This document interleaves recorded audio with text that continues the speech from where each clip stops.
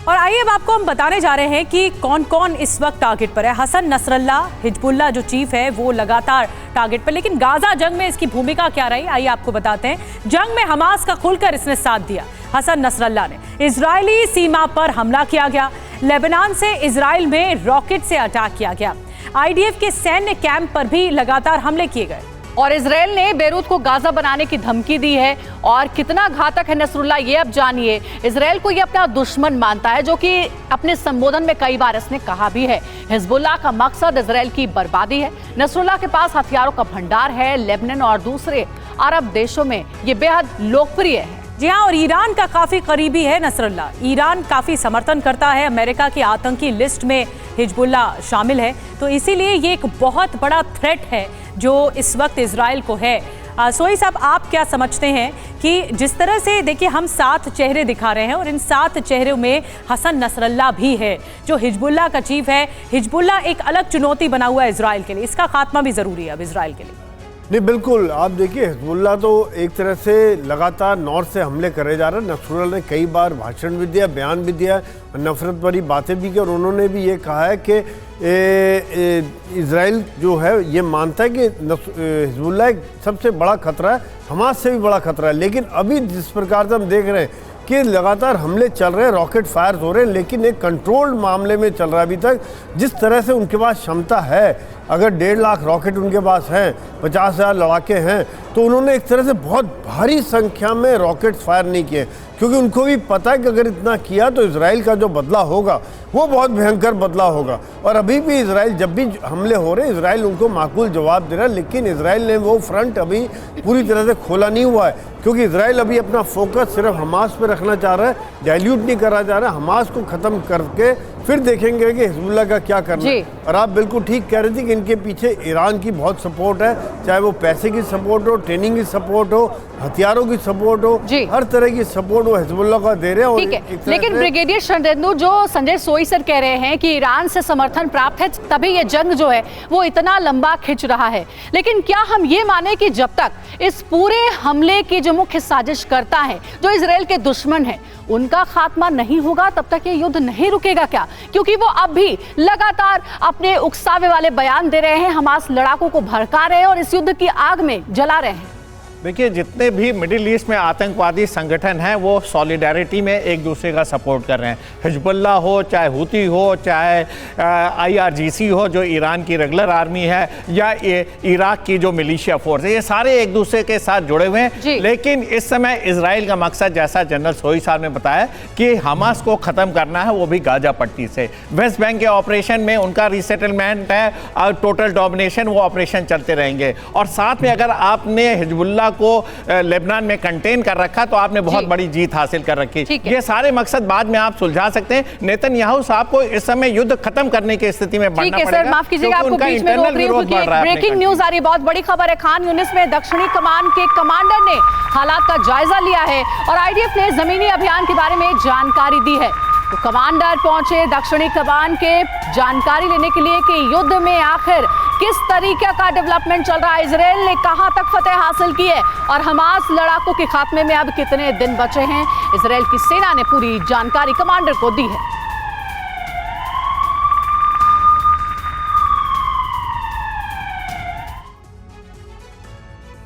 और इस बीच एक और बड़ी खबर, दक्षिणी लेबनान पर आईडीएफ ने बड़ा हमला कर दिया है। हिजबुल्लाह के ठिकानों को निशाना बनाया गया है। दक्षिणी लेबनान जो साउथ लेबनान इलाका है, इजरायली टैंकों ने हिजबुल्लाह के ठिकानों पर गोले बरसाए हैं।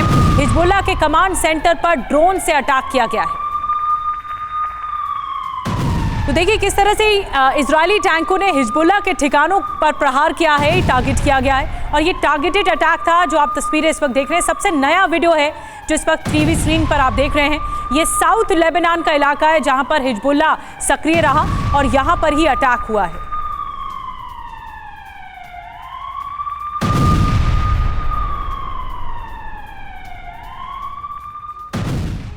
और इजराइल और हिजबुल्लाह के बीच तनाव और बढ़ा तो उसके नतीजे निकल सकते हैं। आपको बताते हैं कि क्या नतीजे होंगे, क्या अब तक हुआ है। आईडीएफ का लेबनान पर अटैक हुआ है, हिजबुल्लाह के ठिकानों पर हमला किया गया है, हिजबुल्लाह को बड़े नुकसान का दावा भी किया जा रहा है। जी हाँ, और अब तक क्या क्या हुआ है ये आपको बता रहे हैं। साथ ही देखिए, हिजबुल्लाह को बड़े नुकसान का दावा किया जा रहा है। जरूरी बात यह है कि इजराइल लेबनान बॉर्डर पर भारी तनाव है, दोनों तरफ से हो रहे हैं लगातार भीषण हमले, और झगड़ा अगर बढ़ गया तो आमने सामने की जंग भी शुरू हो सकती है।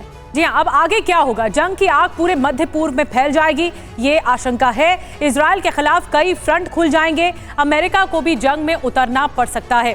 वहीं दुनिया पर विश्व युद्ध का खतरा मंडराने लगेगा। ब्रिगेडियर शरदेंदु जी, मैं आपके पास आ रही हूँ।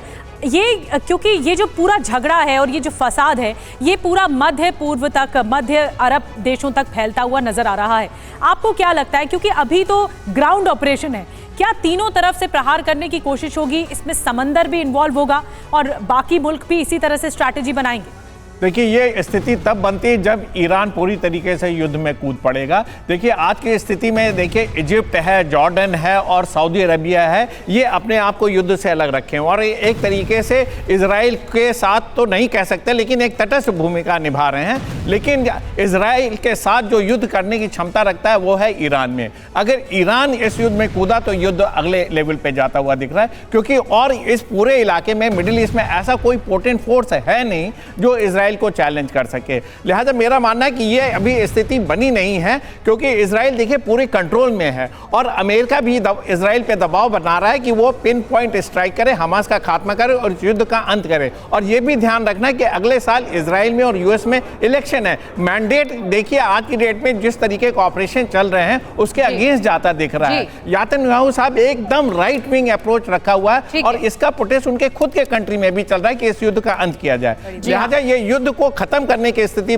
पे ज्यादा जोर देना चाहिए रादर देन कि इसको। ठीक है, लेकिन ऐसा लग नहीं रहा है सर, क्योंकि अगली जो बड़ी खबर है वो उसी ओर इशारा करती है। गाजा पर पीएम नेतन्याहू ने दिया है बड़ा बयान कि जल्द ही गिरफ्त में होगा हमास का डिप्टी चीफ सिनवार। आईडीएफ ने सिनवार को चारों तरफ से घेर लिया है। שני עדכונים קצרים. אמש אמרתי שכוחותינו יכולים להגיע לכל מקום ברצועת עזה. עכשיו הם מקטרים את ביתו של סינואר. אז ביתו איננו מבצרו, הוא יכול לברוח, אבל זה רק שאלה של זמן עד שנשיג אותו. דבר שני, אנחנו מפעילים לחצים כדי לאפשר את ביקורי הצלב האדום אצל חטופינו. ובהמשך לכך, שוחחתי היום שוב עם נשיאת הצלב האדום, ואמרתי לה שתפנה לקטר, שהוכח שיש להם מנוף לחץ על חמאס, ותדרוש ביקורים של הצלב האדום אצל חטופינו, וכמובן אספקת תרופות עבורם.